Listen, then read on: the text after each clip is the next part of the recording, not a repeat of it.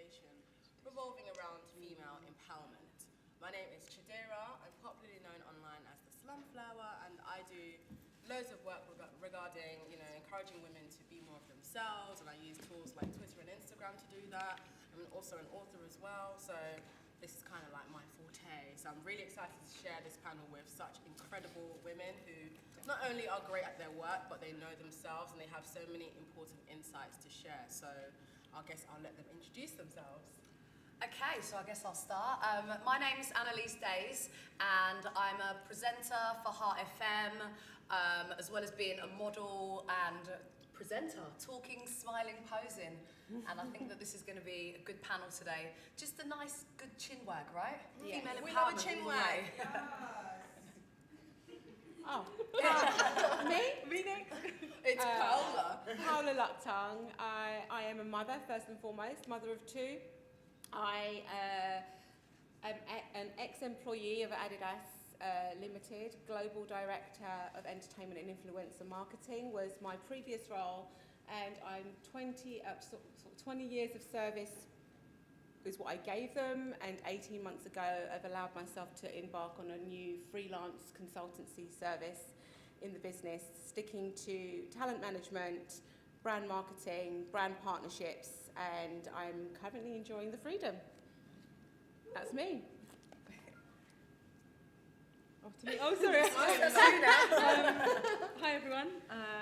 Thank you for coming today. My name is Arfa Butt.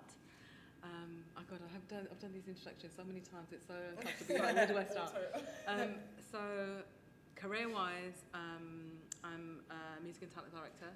I've spent 19 years with MTV. I'm also a youth development consultant and an ambassador and consultant with the Mayor's Office. So I'll start with you. Yes. Why did you choose your career? Wow. Honestly? Always honestly. Okay. So when I was 13, does anyone know what Amiga 500 is? No. Okay, it's a computer. It's So the when same so way, when I guys. If you don't know anything, genuinely ask. So it's a computer. It's a games console. So when I was about 13, 14 years old, I made music on the Amiga 500. On a games console? On a games console. And I knew I wanted to do something in music. I just didn't know what. But I grew up in a house where my dad was a musician and an actor, so we had like harmonium and double sessions on the weekend at my house, which was fantastic. But then when I turned 16, like a lot of young people, I didn't know what I wanted to do. So kind of dragged myself through school and got to a point where I was like, this isn't for me. But after finishing my GCSEs, I did a radio broadcasting course in Stratford. It was like a 6-week summer course. Amazing. Went on to do sound engineering for a year, radio broadcasting for another year, and then when I was 19, I got offered a position to manage MTV Base. Okay. Just boom. And that was kind of like, that was the beginning of my career. And I think there's a lot of young people who don't want to go to university and are often forced into those spaces, and even after a degree are unable to find the roles that are right for them. And I just think I've been really blessed to kind of be in spaces where I've been the only one. But again, I think career choices don't necessarily come easily. You have to go through loads of processes and experiences for you to get to that place. So, Of course. yeah.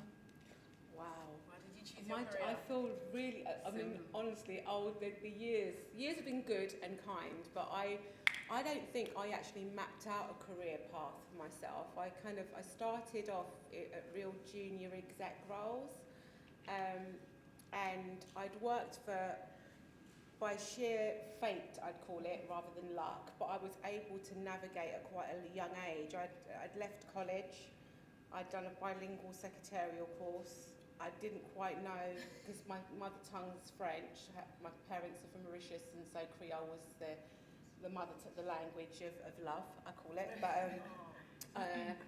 I kind of didn't know. I did this course, and then it was supposed to be where are the next steps, what are the next steps. My parents weren't really engaging in they just wanted me to do me, and they weren't enforcing university, they just wanted me to create my own path. So I started off with really junior exec roles. I was a junior PA, but my first role going in as a junior PA was for the late Nicholas Phillips, who was the Queen's godson at the time. So I kind of evolved into this at a real young age, walking into areas and surroundings that did have some level of hierarchy.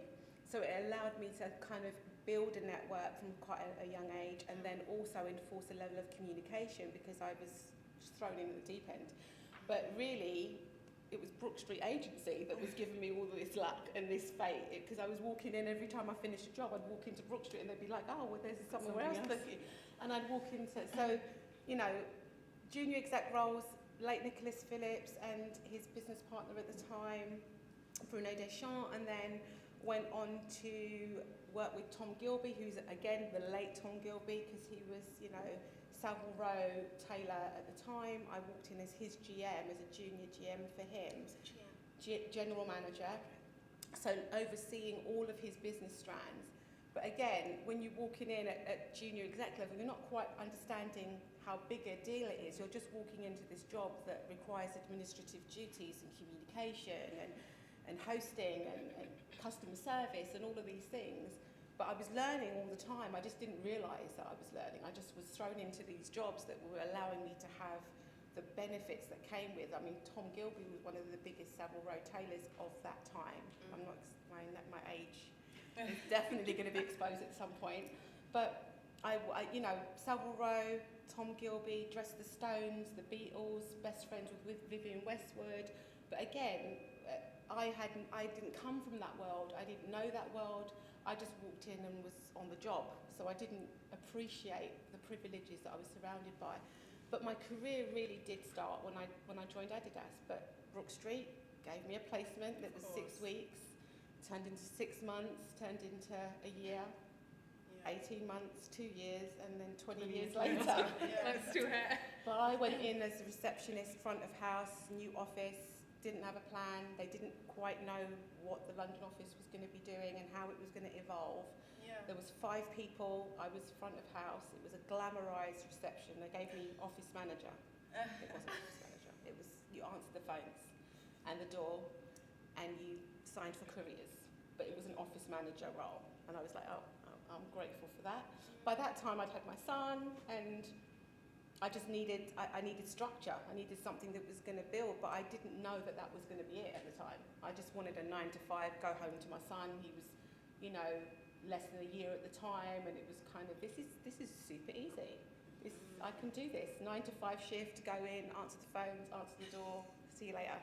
No idea about the global levels of Adidas and what it was going to bring. All I knew was the music connotations, had no love for sport. So you just focused on doing a good job at the job you were at? Just the job, and the job allowed me to then adopt a career out of it, of which then I'm fully grateful for now. That should be the most important thing, whatever it is that you're doing, be the best.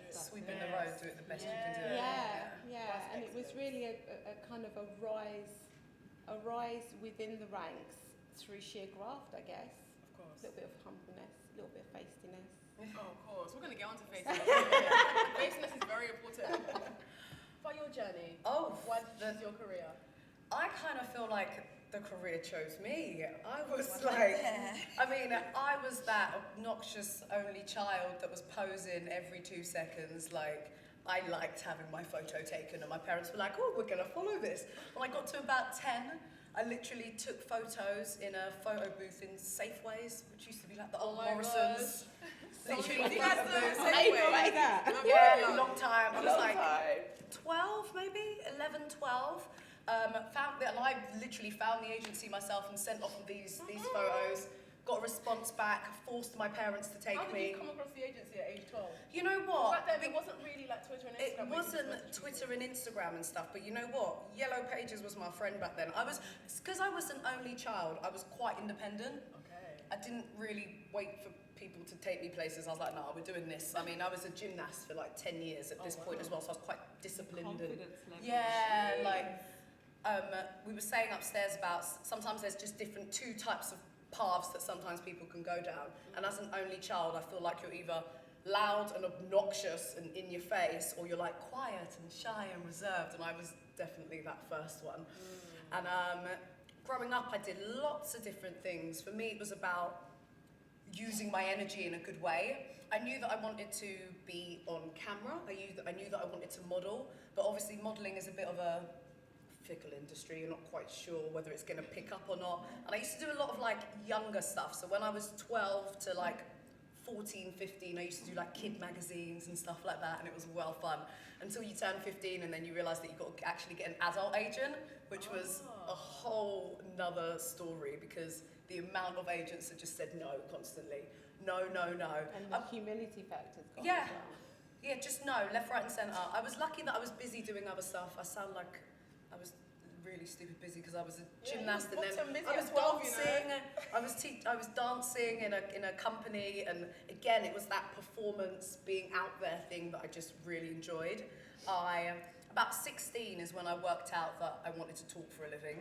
I feel like I was really lucky, and maybe it's a bit of a contrast to you guys, that I worked it out pretty quick. Using the word luck here, and I think that's not. Well, I feel like there's a lot of worked people. for it. I definitely did work for it, but it comes at different times, knowing what you really want to do, recognizing what you want to do. And I was literally 16 years old, sitting in a media studies class, and was like, talking on TV. This seems like it would work for me. Like, I was that kid where I used to get in trouble for talking. Like, great kid, maybe like, you know, B student, averagely, but anything that they complained about was me talking all the time. And I was like, we've got to turn this, we've got to make some money out of this. I went to uni and did media studies, TV broadcasting, just because I figured you should know the background stuff. You can't just say you're going to be on TV one day and not know what actually goes into it. And then it was also going to be my plan B in case, you know, the on TV, on screen stuff didn't really come to fruition. At least I could work within TV, because I think that was the aspect that I really enjoyed.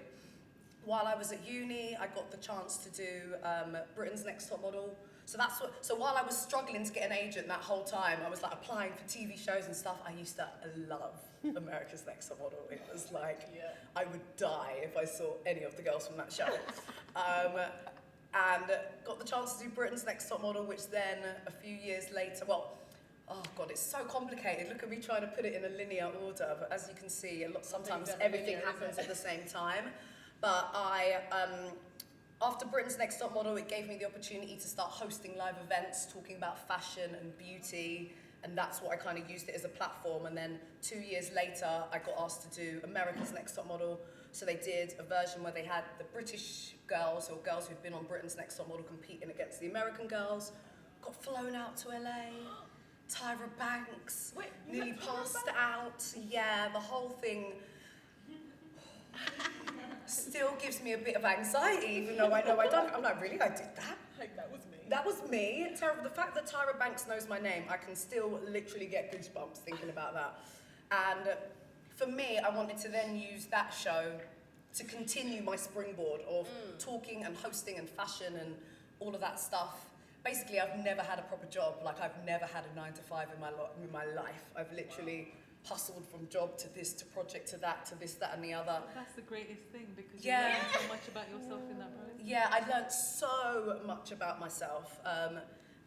In that time, it wasn't even about, I didn't even really, if I'm honest, focus on my personal life. For me, it was like, nah, the next step. I'm a to-do list kind of a girl. Always kind of tried to work out what more I could do to put myself in that position. Do you wake up in the middle of the night and write down what you want to do? Yeah, definitely. If I don't have a to-do list, I do not know whether I'm coming or going. And if something comes to me, you need to get it out. I feel like that's a really good piece of advice as well. Could you explain that a bit better? Oh, again, as a freelancer, in terms of not having somewhere to be every day, to make the most out of my day, I want to wake up and know what are my objectives. What have I got to do that is going to fulfill me and feel like I didn't just watch Real Housewives of Atlanta or something all day. Do you know what I mean? Which I could easily end up doing if I didn't put together a list for myself. So for me, those lists are what kind of all led eventually to, I literally have started working at Heart like 1.5 years ago, which for me was... Definitely have a radio. Heart radio. Do I have a radio voice? No, but just that platform, your voice is perfect for it. It was a shock. I feel like Heart shocked me more than America's Next Top Model. Why? Because Heart is longevity. I think it's commercial. I think that is something, as much as I appreciate reality shows and Top Model, I really consider it one of the highlights of my career. I feel like Heart is hopefully going to be a start of my, I want to say adult career almost. Like I still So model. that's a long-term goal. It's the long-term goal, and just, I've still got so many goals. It's a great brand. It's a great brand. They're nice and feel good. I feel like I suit them. I feel like I want to be there 20 years later. Do you know what I mean? Obviously, I want to add loads of other strings to my bow, but for me, that is hopefully going to be the company that I'll be looking back at like, yeah, that's what kicked it off. I love how every single person on this panel has had such a scribbly journey of going from here to here to here to here, but most of it has come from dreaming big and being super ambitious, but also being very stubborn and hard-headed, feisty, obnoxious. I've been hearing these adjectives, but it's weird because these words, when used to describe women, are seen as negative, seen as troublemakers, but I'd love to explore these words further and ask, what have been the situations in your careers where you faced the most friction? Because for me, I've dealt with those words where people tell me that I'm too hard-headed, I'm too loud, I should maybe tone it down a bit and try to make room for other people. But I don't recall having to, imagine being born and being told that you should shrink yourself so that other people can have an opportunity to share this earth with you when there's enough space on planet Earth. Never dim your Well, shine. Yeah. So in your careers, what's the most friction you feel you have faced from being yourself? You really want to know Perception of ignorance is mine. Is the understanding that I am who I am. People don't know who I am, so they don't know where I'm from. The confusion is written all over their face. I've got an Italian name. It's Paola. It's Italian. I look like I could come from the Philippines, Malaysia, Thailand. I mean, the list is endless. And then I open my mouth, and it's just written over. The ignorance is bliss in the sense of understanding, and then comes the expectation of not being able to do. And without, for want of a better term, in my journey, I headed up the diversity and inclusion team for Adidas, just in terms of a small incubated team that were bringing certain things to market. And one of the comments that were made in race relations, for example, was that they didn't feel that racism existed within the brand in any kind of way. And knowing that, me being a person of colour, primarily within quite an isolated person of colour, I kind of had to have a voice. I had to break the mould. I had to make people feel very, very uncomfortable before they understood that this diversity inclusion conversation was actually going to make a difference. It wasn't going to be smoothed over. I didn't have a privileged seat at this table if I didn't have the voice that went with it. And so some of the things that we covered was I just had to explain in the core of me, and it made me exercise my own feelings and my own demons to say, actually, racism isn't something that you can touch and feel all the time. I mean, of course you can touch and feel it at sometimes, but at the core, racism is something that you feel in the gut. It's something that, someone smiles at me and gives me a hand and shakes my hand and smiles. Even in the handshake, even in the smile, even in the back of the eyes, even in the moment of glory where they're giving you the greeting of life, I know inside of me there's an ignorant motherfucker. There's an ignorance behind that smile, that greeting that gives it to you. And I don't know how to explain it other than that. I know exactly what you mean. Right? Sure so many of you in this Yeah, like there's just a moment where people say, oh, you're paranoid. No, it's not paranoia. You're not going to section me under section 2.4.5. I know that this moment that I've had in this meet and greet moment doesn't sit well with me for a good reason. So there's moments of that. I think it's that almost the elements of my truth that I've been able to bring to the forecourt is one example of where I have I've come across, not necessarily, I wouldn't call it friction. I just think that it's just you giving yourself permission to have a voice, knowing that it's going to cause a hell of a lot of seats to ruffle, like literally twitching. in their seats, you know, as you're speaking, and you're thinking, well, you know, you've given me a task. The task isn't going to be easy, and I've actually won in my moment. My mission has succeeded if you're twitching. Because if you're sat there far too comfortably, then I've failed. So yeah, there's moments. The friction comes for me in terms of truth. I think sometimes when you're able to identify fact or truth, that's when it causes the most friction. Yeah, being fearless, definitely. Have you experienced instances where you've had to speak your truth? Yeah, which From one? a very young age, actually, I feel like I joined the industry, and for me, when again, very similar to Paola, when people look at me, they always try and figure out where I'm from. So for me, it's not about where I'm from; it's who I am, because I think we identify with places and spaces where that doesn't necessarily, I guess, evaluate or tell people who I really am. And I think race, identity, language, and culture are really, really important for me. Growing up in a household where those were not only discussed but shared, because I think we can come from the same community but have two very different views. I think starting out in the industry at a very young age, most people were in their 40s, and there was nobody that looked like me, nobody who was from the same faith or community as me. And there's a lot that I learned on the job. I remember, so my whole role has been to make a break artist, so anything you see on the channel, I'm responsible for playlisting that. So I think when you end up... So you're the plug? Yeah, I'm the plug, or whatever you want to call it. So when you're in this space, I wasn't taught how to talk about my work. And this is something I spoke to Paola about recently. You know, 20 years in the industry, and you're sitting there and you're like, I'm the reason why all of these artists are on here. They probably don't I'm the even know reason that, why these people are successful. But again, we're not taught how to talk about the great things that we do, because it's either, you know, big-headed or, you know, you just don't talk about it.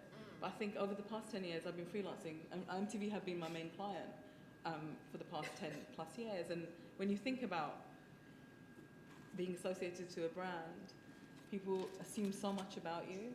Outside of MTV, you know, I've done projects in New York, I've gone to Mauritius, you know, there's projects I'm working on for the Caribbean. But these are things that I do because I love the work that I do.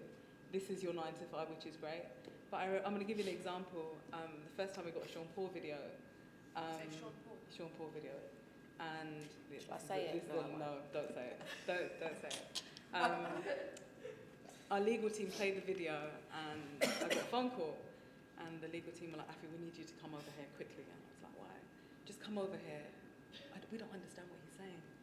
Are you serious? They called you to come translate his accent? And I sat there, and for a few minutes I sat there and I started laughing. And the guys on my team were like, why are you laughing? I said, because I just got a phone call from the legal team telling me they can't understand Sean Paul. And it wasn't just Sean Paul, it was every single artist that was an urban artist, Yeah. you know, that they couldn't understand. It's not just the legal team, it's across departments, even with, you know, programming. If they didn't, and for me, one of the things I always talk about is, if there's an industry that you're working in and there's a community that you're catering for, why is there no representation of those people within your teams, within the organisation, wherever that may be, whatever that may be? And I think for a very long time I have been that representation. I'm a Pakistani woman, but I am representing for urban culture and black music in that space. And I think my question is always, yes, it's great having these platforms. Yes, it's great having, you know, supporting this music, but I feel like it's always necessary to have representation from those communities within these spaces. Because if anything, especially when it comes to language, who better to... No, you're just going to interpret every single Do culture. you know what I mean? And I think those conversations are important, but I also, one last thing I do want to touch upon is, I was definitely told, from a very young age within the workspace, people don't know how to communicate with you. I'm not aggressive, I'm not angry, I'm not, I'm one of those, I get on with everybody. And especially with the work that I do with young people, I think it's so important to have, there needs to be respect.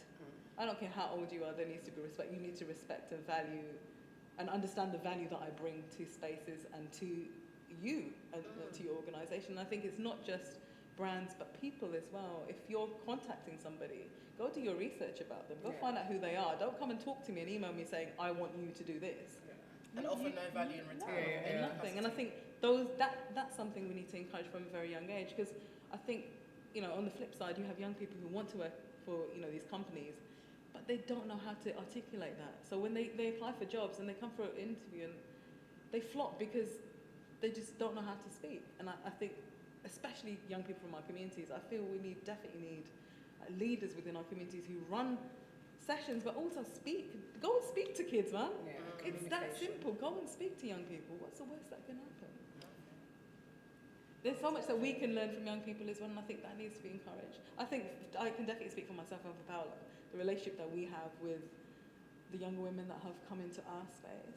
Yeah, they're our babies, Yeah. and Yeah. these are friendships, and we learn from each other. And mentors as well. I think, like, I always get asked about mentors and the thin line between what that means. And I personally have mentors. My daughter's my mentor because she teaches me every day how to be a better mother, how to communicate. I'm not saying that I've got an A to Z list. There's not, 100 females strong in terms of empowerment, but I just think that you have to create an understanding that your mentors don't have to be the same. They're not your peers or beyond you. They are younger peers and I call them untouchables, which is people that I aspire to want to lead me in some way, the perception of them is untouchable in a sense of them not being you not having access to them. But that doesn't mean that you can't knock on that door. You can't go and say, do you know what, I admire what you're doing. But I think sometimes when people knock on my door, it's almost like that's the ceiling. And I very much, I almost give them their own homework to say, okay, beyond me, there's a whole another ocean of mentors that you should be aspiring to achieve in terms of aspiration, in terms of touching and feeling. And also teaching young people that they bring value wherever they are. Yeah, learn from learn every day. And hearing that from each other. And how many times do we tell each other how powerful we are? Yeah. We don't. I don't like it though. I don't like it. But it's because we're My not son's used to hearing it. Like, the boy's 20, daughter's 15. And so when they're teaching me, sometimes it niggles. I get friction. That's my friction. That's your friction. But I need to hold it down and smile. It's gracious. What's your friction? What's your friction? It's been really interesting hearing you guys, because as you've talking, I'm like, what is my friction? I mean, I'm not going to say that anything I've got or achieved has come easy, but I will say that my friction I don't really highlight my frictions and haven't done that. Like, as an only child growing up, I had a very close relationship with both my parents, even though they split up when I was 4. Like, my dad, I mean, we're here talking about female empowerment. My dad gave me my female empowerment because he was like, I have got one daughter and you can do whatever you want. You are amazing. I was always told to be proud of who I am in terms of my race, religion, etc. But he was like, ignore it. That's no reason why you can't do this or you can't do that. And so it was put on me from an early age that I didn't really acknowledge any of that stuff.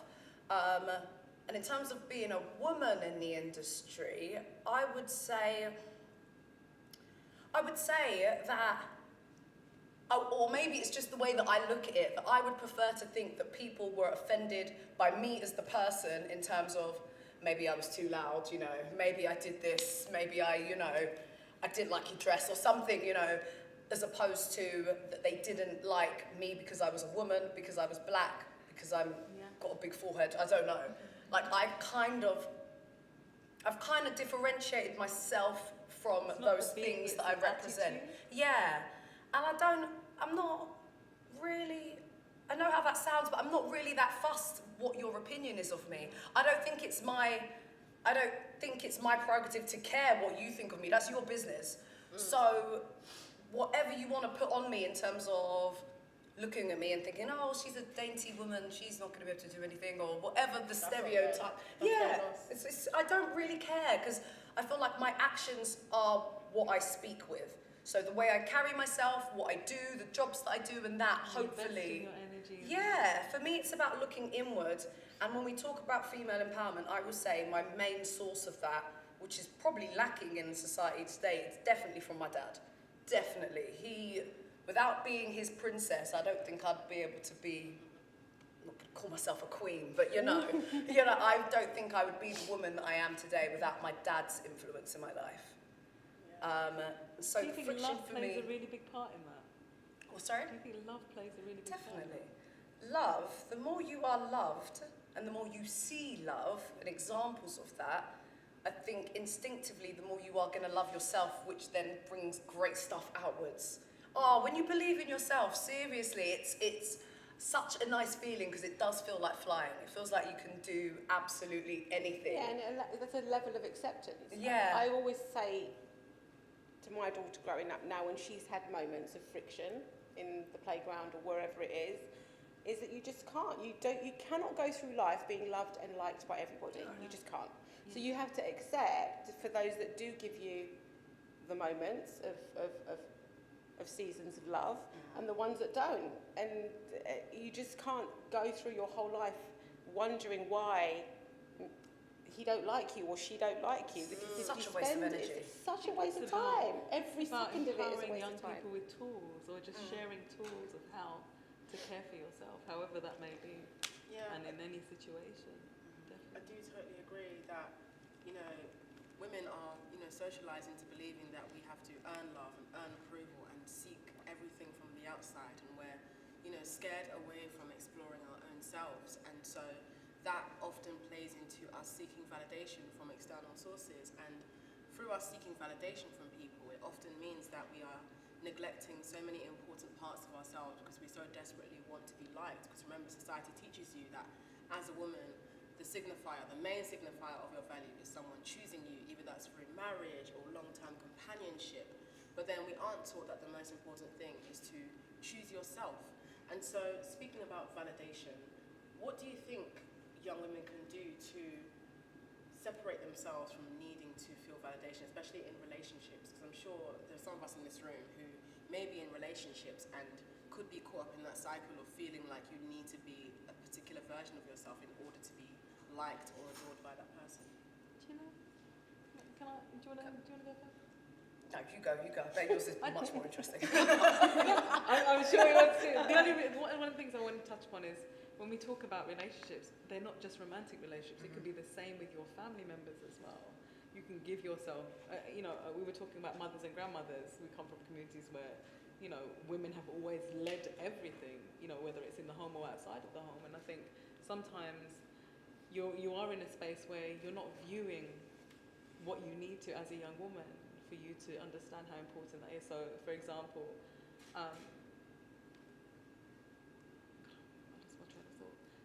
for example, seeing your mother in a relationship where she's constantly been bombarded with, things to do and things that she can say all the time.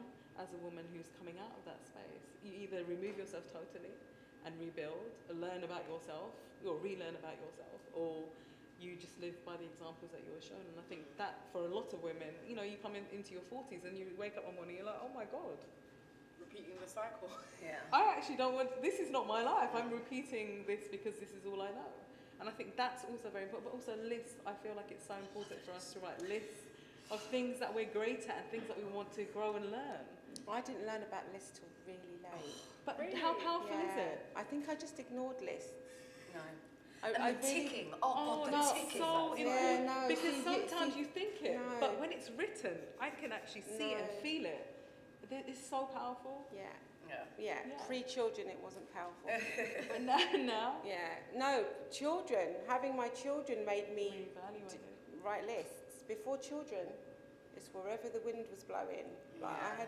I was really, really, really fickle, and I was really fast in motion. Like if you pissed me off, That was it. Yeah. especially in jobs as well. If you were gonna, if there was a moment of Disrespect. friction or disrespect, I'm out. I didn't give myself You permission. just had very high standards for yourself. I just had a moment where it was just like, no, that's fine. And also I'll having keep it people moving. around you. But I had this, but it's structure. It gave me a sense of structure. Lists came into play and structure came into play, and acceptance But of you being. have a really solid group of people who are your family. It's still Yeah, your family. yeah. And I think you constantly I need that always, nudge. always choose your. You have to have network. Your family foundation. Not everyone has the privilege of family, though. Not everyone has that privilege of a foundation where a family is your foundation. And so I always say to those that don't have that is to choose wisely, to understand that sometimes friends can be better than family. You know, people have encouragement from people that they never even knew 5 minutes ago, but that person becomes your family instantaneously because they want to feel you, they want to know who you are, they want to embed love in you that your family could never do. So, you know, I just think it's about choosing wisely and understanding that have people in your life that are going to lift you. Definitely. The I ones think- that want to keep you down there need to To flick them out your lives. Minimise the But times. I think like validation when it comes to women is it's quite hard because at the end of the day we all want to feel validated. Of course. And I think sometimes we look constantly outwards to feel like, oh, we're enough and blah, blah, blah, when really it's always the inside out for me. I feel like you've got to get your own validation. You were saying about relationships. The relationship you have with yourself is what's going to bring you your own validation so that you've got like a shield up when people be throwing all Who this do you bullshit. see when you wake up in the morning, when you look in the mirror? What do I see in the mirror? Who do you see? Who do I see? Oh, I like that I question. see Annalise Days. I see a strong, powerful, Give me one word. What word would you use? magic. I love her, you know. I absolutely If I'm love Because I honest. feel like the minute you look at yourself, I love it. nobody else has to tell you anything. Yeah, It's like- how you view yourself. I Home. understand that a lot of the time, sometimes my confidence came from my father and my upbringing, that kind of thing. And I know that sometimes my confidence is teetering on that dangerous line of arrogance. But I've always What do you felt. reckon is the difference between confidence and arrogance?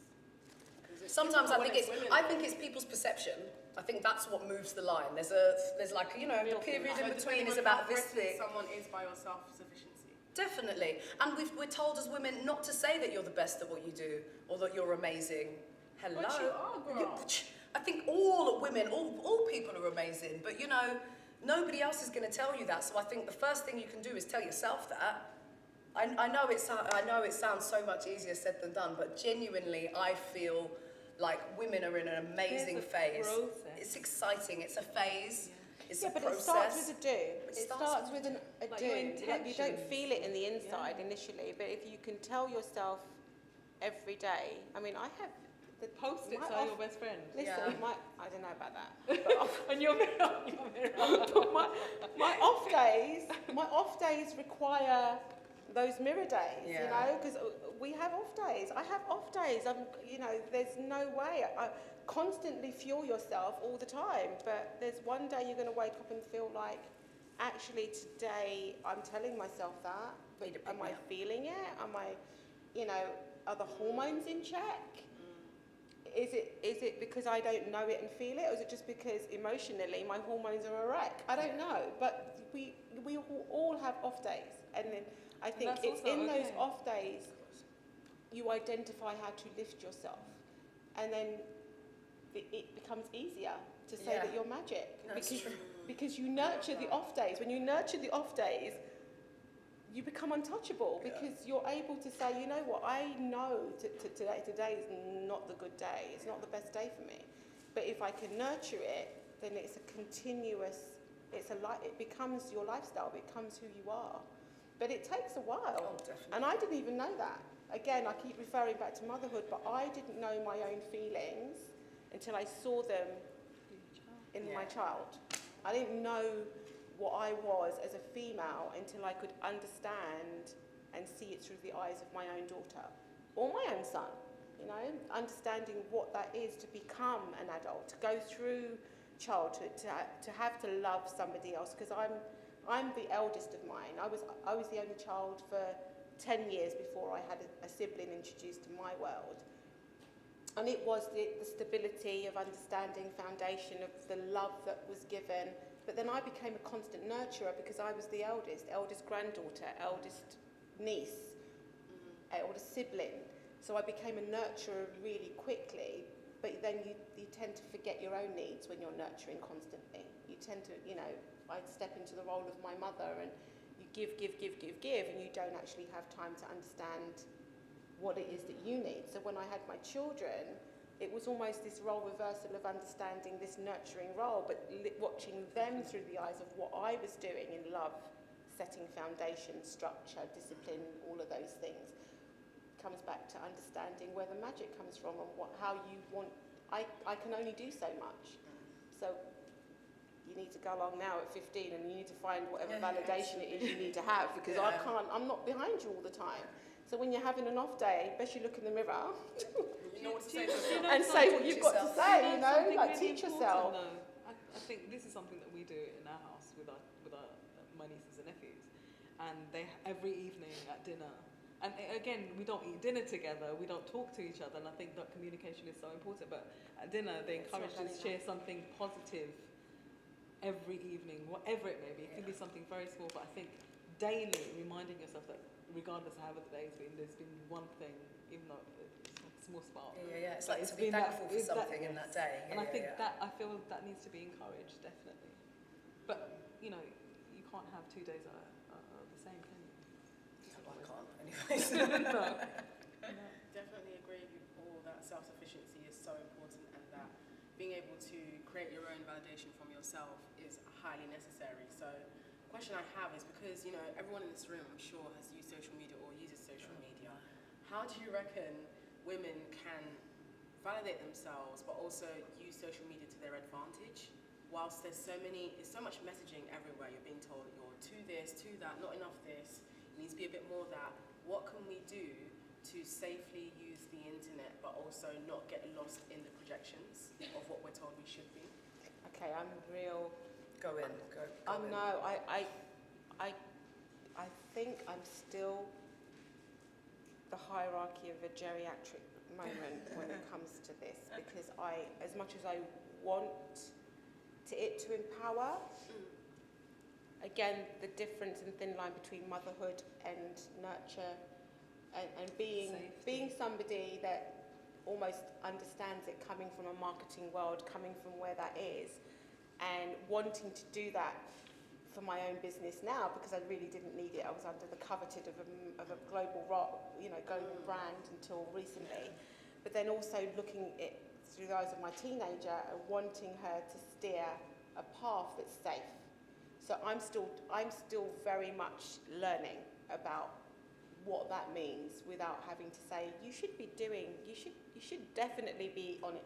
While you're on Snapchat, Instagram's the one.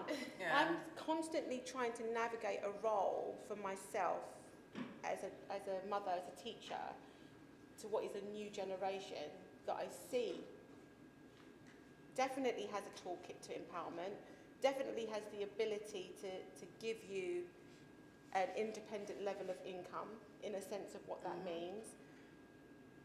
But looking at it through my eyes, in the eyes of what is a new generation, I struggle with, because I just don't know how safe it is. I just don't. I'm still working it out. I'm still definitely working it out. I think the social media is absolutely terrifying. I'm so thankful that when I was doing those reality shows, I think Twitter just existed when I did America's Next Top, like it just came out or something, or maybe it, like just in between. Basically, the thought of having to grow up as a teenager, having those tools, I think is a very scary thing. I think at the end of the day, it's going to get used. I feel like the way you need to empower individuals to use it as healthily as possible, which is such a contradictory thing in itself, because the whole point of putting photos on Instagram is to get likes. It's basically to get validation. So it's a very, even as an adult who has navigated it through media eyes, not even just as like growing up eyes, but as like looking at it as a profession in that way, I think that it is imperative, again, and I keep on going back to it, that you know yourself, so you know what you're putting out there. Put you out there, because you know what? There's always going to be somebody taller, skinnier, prettier, this, that. You're too fat, you're too skinny, you're too this, you're too that. Hair's blue, hair's black, whatever. There's always an opinion. So for me, you've got to try and do you. Like, it sounds so easy to say, because it is hard, because sometimes I'm posting a photo and I'm like, oh, I wonder how many likes I'll get for that. Oh, how do I increase that? I try to scratch all of that and go, do you like this picture? Does this picture represent who you are in your brand? Yes, send it. Don't worry about the repercussions of coming back in terms of how many likes, and you could get so bogged down. I could get so bogged down in all of that stuff. But I think, again, as long as you try and stay true to you and what you're putting out there, as long as it's a reflection of what you believe in, then that's the safest way to play it. However, when you are talking about young people who don't know themselves, it's very hard to say, put out there what you are when you're not 100% sure what you are. So I understand that what I'm saying is a little bit contradictory, but I think it is contradictory though, in terms of just that understanding of what it stands for. Because I think you, on one side, it's you looking into something that your eyes like, and then it's also you validating what you actually put out there. So it's a constant contradiction. I think when it comes to, I think I'm kind of where you are. A lot of my work over the past few years has been with young people, and especially around young women, and how we view ourselves, or how they view themselves. My niece and Paola's daughter are the same age, and one of the conversations that I have with her is how is the best way to engage young women in content online, or what kind of things do young women want to see? And her answer is always, we want to look at makeup tutorials, and we want to look at pretty women.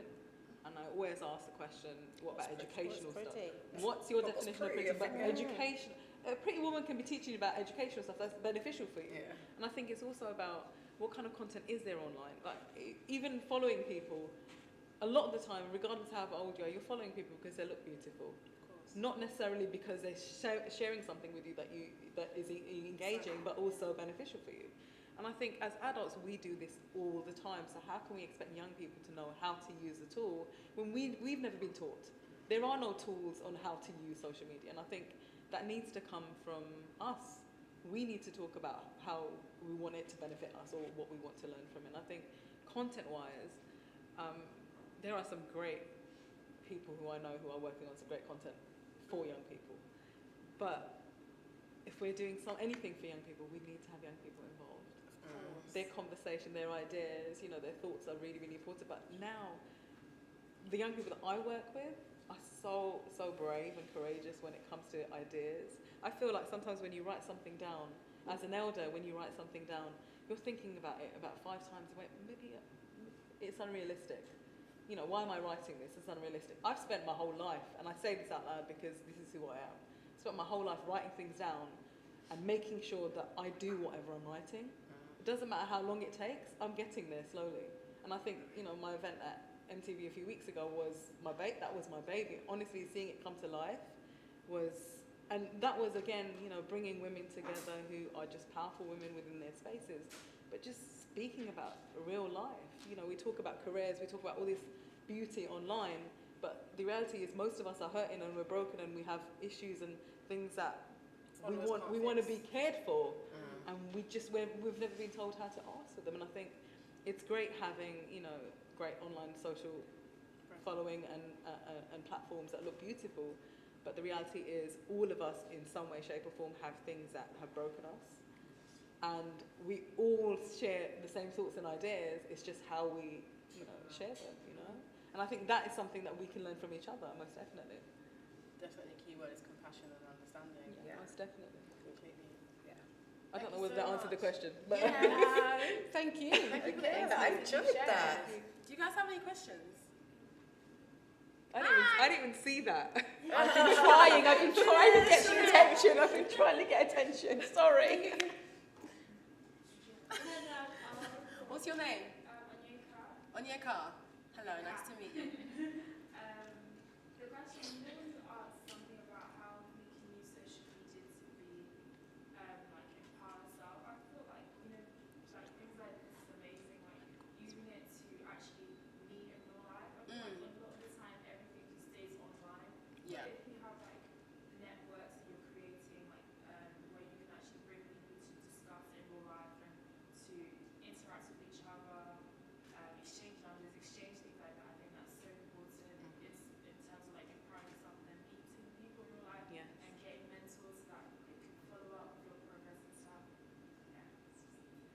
completely agree with you, because I do feel that there are so many conversations that are being had on the internet, and whilst they are progressive and important, what happens is that there isn't room for people to be wrong and to learn and to grow. And some of those conversations like this needs to be had in a real space where people can actually safely put their hand up and say, what does that word mean? Or I don't really get that, could you explain it a bit better? When you're on the internet, there isn't really much room to do that because it's such a judgmental minefield right Don't want to ask a question. But I also think that what you're saying is something that needs to be, again, the core understanding of what this divide should be is that you start with your peers. Like, you know, I encourage anyone that I speak to from a young set to touch and feel. You know, you can text me, you can message me, you can DM me, but I'm always going to react to someone reaching out to me to meet me face to face, because you can resolve any issue virtually, but you lose momentum if you keep engaging in that way. And I do believe that starts communication skills. Yeah, it's like, you know, I sit there and watch, what's this multiple, so old, what's this like Snapchat but versions of, I mean, you know, my daughter sits there with 7 people talking at the same time from the bedroom. Uvu or whatever, I don't even know whatever it is. But I'm looking at them and I just cut it off. And I make a date for the 7 to meet in a room. Like, hello, like talk to each other. Do you realise though, when they do meet in person, they have nothing to say? Nothing to say. Because it's back you know, online. that's something I want to touch upon. There was when Paola was at Adidas, there was a young lady who was an intern for Paola, and I was speaking at an event at Brixton Hub, and she followed me on Twitter that afternoon, and she only came to the event to see me. And she's like my little sister, like we love her. Yeah. And this is how powerful meeting people in person is. Sometimes you have no idea where those relationships will go, but I think it's also about taking that step. But it starts with your peers first. Yes. Like, peers don't even speak to each other anymore. Yeah. Go see people. Like, no, don't write each other. Go see people. Definitely. I have like I have a sibling. My brother and my sister. We have a date in the diary every month without fail, to touch and feel. Otherwise, it's group chat. It's you know. Yeah. I have a sibling date. I have a girlfriend. You know, 30+ years girlfriend's date. Yeah. You've got to set dates where you touch and feel, and that starts with your core network first. Hugs. We don't even realise how important and powerful hugs are. That's that.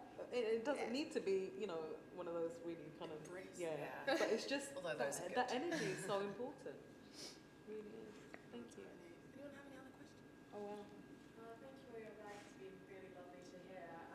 You mentioned something about nurturing yourself on bad days, which really resonated. I was wondering if you guys had any advice on how to do that. Do you write? I do. Do you use your voice notes on your phone? Do you have voice notes on your phone? I've got a new one. Probably do. Okay. Talk. Speak. Talk to yourself. I think people don't realise the power in speaking. I wrote a diary every day until I think I had my children. I think I lost the momentum because you just don't have time. But I wrote a diary every day. I totally agree that writing and talking and whatever your creative preference is, using your creativity is also really helpful. But for me, like, I can only talk for myself, but for me, meditation is a really powerful tool. Like, I have a lot of conversations with myself. I'm such a fast-paced, loud, talky, blah, blah, blah, my world's whizzing around me, that having a moment, I try and meditate every day. I'm not gonna lie, it doesn't happen. If I can meditate once a week, I already notice the implications of how my month has been by doing that. And it sounds so hippy-dippy, but it doesn't have to be all of that. It's literally sitting still and silent and concentrating on your breath. We can all do that, do you know what I mean? Yeah, but the power of it is immense. The power of it. I didn't ever know how to meditate. I wouldn't say no. I wrote a diary, never made lists, but my diary was my thoughts. I never made lists in that diary. There was never a box to tick. It was just, I hate such and such, you treated me like such and such today. Mum got on my nerves. Dad annoyed me. That was it. Whatever. Why have I got a younger sister? I'm 10 years old. Who needs another sibling? Stuff. But I never made lists. Meditation came very recently. And when I did finally, when I knew that I could meditate was when I just knew that I was broken. I was literally broken because I stopped, I paused, and the meditation brought tears. It brought anxiety. Reflection. It brought regret. That I didn't think I regretted anything in life, but I started to think about stuff. I think I was just like zooming in one direction, and I didn't have a periphery vision of stuff that I've left behind, unfinished, no attention, totally ignored, you know, things that I wanted to fix in myself, but didn't ever stop to actually do that. And meditation brought that. It brought me peace in a way that I didn't actually think I needed it. So meditation is amazing, and there's so many apps. So many apps. But you know, And they don't give away anything, so I can promote them all day long. Being in nature. Yeah. A lot of people have found sitting in the woods amongst trees So important. can That help. doesn't work for me. Yeah. I don't like I just anything. feel like because we're I'm so, not earthy like especially when that. you live in I the can't sit on city, grass. there's so much noise around you all the time. It's just being anywhere where there's silence. Silence. You can hear yourself there. Yeah. I feel it. But Yeah, don't be but I meditate in scared of Hackney. that. It's never silent. Do you know what I mean? No, but I'm saying don't be scared of the feelings that you get Yeah. when you Very are in important. that In that vulnerable state, because it's a Perfect. real thin line between what we consider healthy and unhealthy. Our minds are super fragile, and you've got to give yourself permission to fail, because you've got to be kind to yourself, and you've got to take that time out. And when you do take that time out and you feel like an absolute wreck, boy, you just need to embrace the wreck. Sorry. allow Smiling, I was yourself going to to say, wreck. smiling always makes me feel really good. If you're having a shit day and you know you've got nothing to smile about, Like my entrance earlier on in the green like room. that, yes, Yeah. smile at Your that, fan. exactly, but at that, and then she walks in. But finding safe spaces as well. Yeah. I think where are those, identifying where your safe spaces are? It could be people, it could be, you know. I really hope that's helped you. Yeah. I really do. Thank you, no, it was. Thank you very much. What I've been practicing a lot of doing is being more honest with my friends and understanding that people who are your friends are people who have chosen to make room for you, and that friendships should be a safe space. Not therapy, a safe space. So that means that there's a difference between using your friends as therapists, which is, you know, you offloading on them. And there's a difference between you saying, you know what, today I don't feel very great, but I'm grateful that this friendship exists. Here's why I don't feel great. It's not their job to fix you, but it's important that you are giving yourself permission to share the parts of yourself that you're too scared to show. Because then if you're hiding the parts of yourself that are in pain, that is fragile, that is scared, you're not being enough of yourself. And so I'm learning in my friendships to admit when I feel hurt, when I feel like a dark feeling has resurfaced, when I feel like I'm not operating at the level that I deserve to be operating at, and I can't articulate why. So I do that through sending voice notes to my friends. And I mean, I have one friend that I do that with, and he's my best friend, and I send him voice notes and I explain what's happening to me, and then he essentially just listens to me. And it's really important to have someone that makes room for you to listen to you. So it's different to just throwing stuff at them and just venting and offloading, but being honest and saying, I don't feel good today, and being vulnerable and standing firm in that vulnerability, because that's where your strength will come from, by knowing that the scary feeling has arrived and you're not running away from it, because by you running away from it, you're running away from yourself, and you're robbing yourself of the opportunity to learn and grow into the higher version of yourself that you deserve to be, that comes from facing those feelings head on and understanding that feelings are only visitors, that's it. They're visitors, they're not here to stay. And even if you have been feeling a particular way for such a long period of time, even if it's your whole life, your pain is not your identity. And I'm trying to not identify as my pain, I'm trying to identify as a human being that's trying in a world where there are so many structures set in place that often force me to be in certain situations. So all I can do is be the best me, be the warmest version of myself, and understand that it's going to be hard, but I just deserve to try for myself. Girl, I'm going to go get your book, defo. Defo. Like, there were some words there. Yeah, I'm going to get your book, yeah. That's Anyone? on the list. Hi, what's your name? Rosemary, hi. Rosemary, nice to meet you. Going off, actually my question is for everyone, because I'm interested in finding out your journey, Slumflower, how you kind of came to know who you are and accept yourself. And also, my question is for Annalise, because you said that your self-love came from your father, from your parents,